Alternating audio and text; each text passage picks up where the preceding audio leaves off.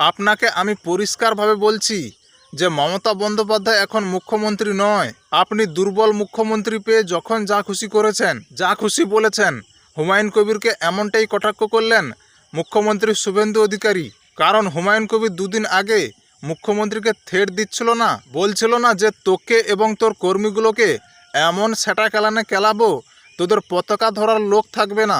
আরও অনেক রকম থ্রেট দিয়েছিল হুমায়ুন মুখ্যমন্ত্রীকে। সেইটার উদ্দেশ্য করে মুখ্যমন্ত্রী হুঁশিয়ারি দিয়ে দিলেন হুমায়ুন কবিরকে। তিনি আরও বলেছেন যে এত বড় ক্ষমতা আপনাকে কেউ দেয়নি। আপনি মুখে যেগুলো বলেছেন আপনাকে আমি বলে গেলাম। আপনাকে এইভাবে ধমক, হুমকি, বেপরোয়া এবং লাগাম ছাড়া কথা বলতে দেব না।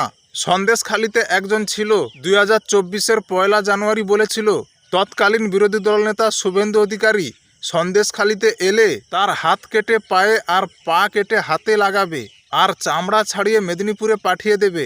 ওর অবস্থা কি হয়েছে সবাই দেখছে।